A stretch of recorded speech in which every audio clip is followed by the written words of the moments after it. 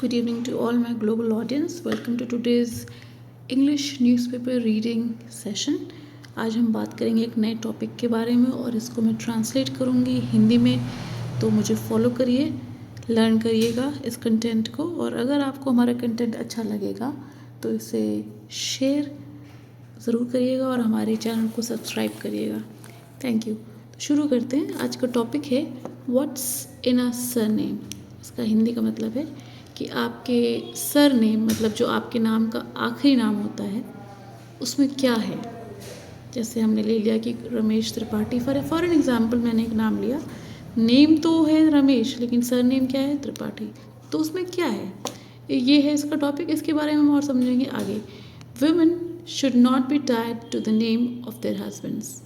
छोटी सी एक दो लाइन में समरी बताई जा रही है कि क्या डिस्कस करने वाले हैं कि जो वुमेन हैं, जो महिलाएं हैं, उनको शुड नॉट बी मतलब महिलाओं को बांधना नहीं चाहिए अपने पति के नाम से, to the name of their husbands.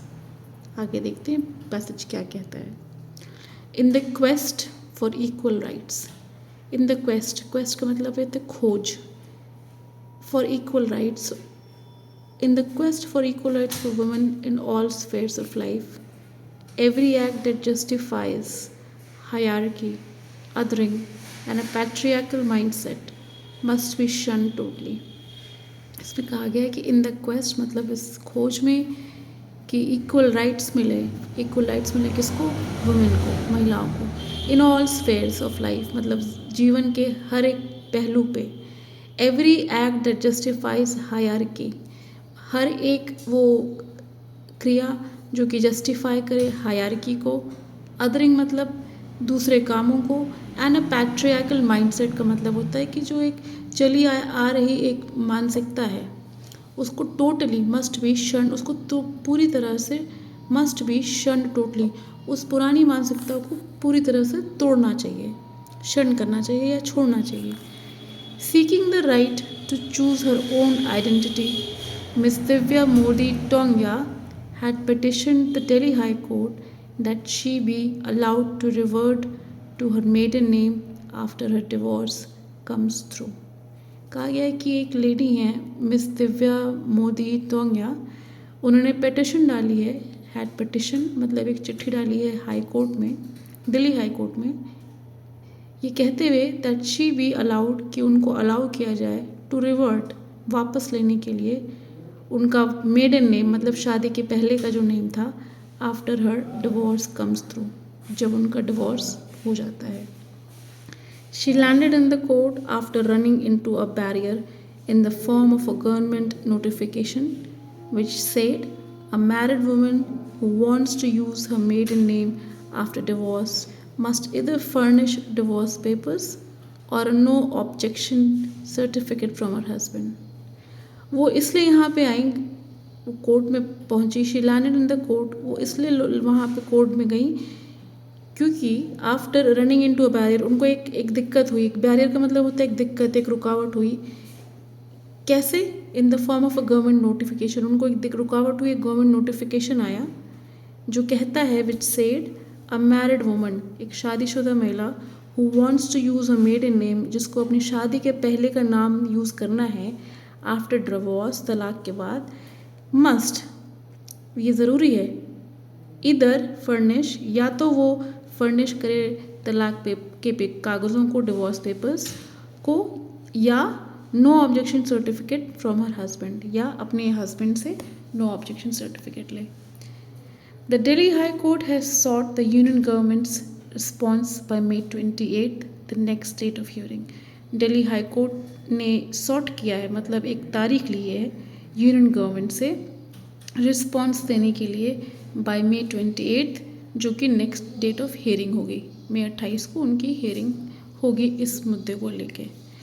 In her plea, plea मतलब रिक्वेस्ट, अपनी रिक्वेस्ट में miss Modi Tongia states that the notification is gender biased, उन्होंने अपनी रिक्वेस्ट में कहा है कि जो उनको नोटिफिकेशन गवर्नमेंट से आई है वो जेंडर बायस्ड है and creates unnecessary restrictions for women who seek to exercise their constitutional right to choose their name.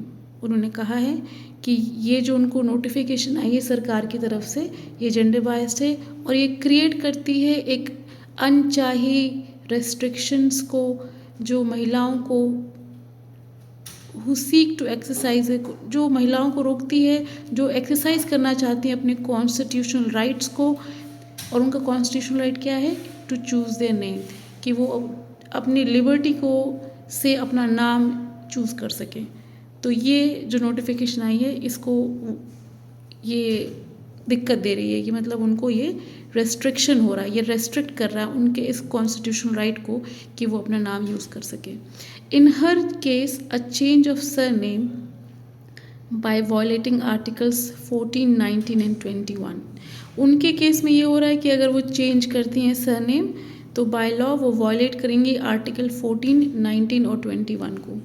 The very idea of an NOC, no objection certificate जिसे हम कहते हैं, इज ऑब्जेक्शनेबल, डिवोर्स प्रोसीडिंग्स और not, and is reflective of a deep-seated misogyny that wants to control an individual's preference। वो ये आगे ये भी बता रही हैं कि ये जो आइडिया है NOC का, जो कहती है ना सरकार की नो ऑब्जेक्शन सर्टिफिकेट अपने पति से लेके आई है, ये ऑब्जेक्शनेबल है। डाइवोर्स प्रोसीडिंग्स हो या ना हो,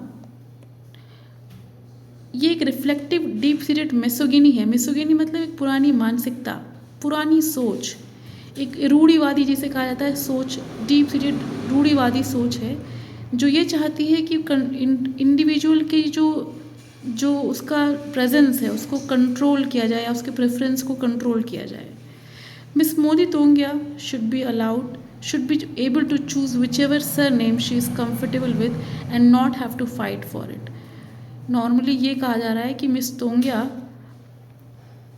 शुड बी एबल टू, वो शुड भी मतलब वो कर सकती हैं चूज़ विच एवर नेम, जो भी उनको सरनेम चूज़ करना है, जो उनको कंफर्टेबल लगता है, और उस सरनेम को चूज़ करने के लिए उनको फाइट करने की ज़रूरत नहीं पड़नी चाहिए। आगे बढ़ते हैं। नेक्स्ट ये कहते हैं पैसेज में कि women have often complaint of harassment when they have taken path less trodden, क्योंकि महिलाएं हैरेसमेंट फेस करती हैं जब वो वाला पाथ लेती हैं जो ट्रॉडन का मतलब होता है जिस पे कम चला गया हो। फॉर इंस्टेंस मतलब फॉर एग्जाम्पल भी ले सकते हैं। इंस्टेंस मतलब चलिए एक एग्जाम्पल मानते हैं। Women who have decided not to opt for their husbands' surname after marriage face a barrage of unnecessary questions and a mountain of paperwork while say opening a joint bank account or during a child's admission in school or applying for a passport। तो क्या होता है जब महिला ये decide करती हैं कि भाई वो अपने हस्बैंड के सरनेम को आफ्टर मैरिज नहीं इस्तेमाल करती हैं, तो उनको क्या फेस करना पड़ता है? बैरेज मतलब दिक्कतें। एक बैरेज का मतलब होता है एक पोटली of, it can be a packet of anything, पोटली कह लीजिए हिंदी में, बैरेज ऑफ अननेसेसरी क्वेश्चंस। तो इनको क्या होता है? बैरेज ऑफ अननेसेसरी क्वेश्चन मतलब सवालों के ढेर। अब वो क्या है? Mountain of paper work while से ओपनिंग अ जॉइंट अकाउंट, भाई बैंक में जाएंगे, जॉइंट अकाउंट ओपन करेंगे तो वहाँ पे 100 सवाल पूछे जाएंगे। और ड्यूरिंग अ चाइल्ड एडमिशन, वहाँ पे स्कूल में 100 सवाल पूछे जाएंगे, क्योंकि भाई फादर का सरनेम कुछ और है, मदर का कुछ और है इन स्कूल। और अप्लाइंग फॉर अ पासपोर्ट, और पासपोर्ट में भी 100 सवाल पूछे जाते हैं जब स्पाउसेस के सरनेम्स सिमिलर नहीं होते हैं। तो ये था आज का हमारा कंटेंट। हमें बताइएगा आपको कहाँ पे कोई क्वेश्चन अगर है तो क्या है, कमेंट्स के थ्रू बताइए, और अगर क्लियर है तो हम आगे इसको बढ़ाएंगे नेक्स्ट सेशन में। आज हमें यहाँ तक सुनने के लिए आपका बहुत बहुत शुक्रिया। अगर हमारा कंटेंट अच्छा लगा हो तो हमें लाइक, सब्सक्राइब और शेयर, हमारे चैनल को सपोर्ट करिए, लाइक, सब्सक्राइब और शेयर करिए। Thank you.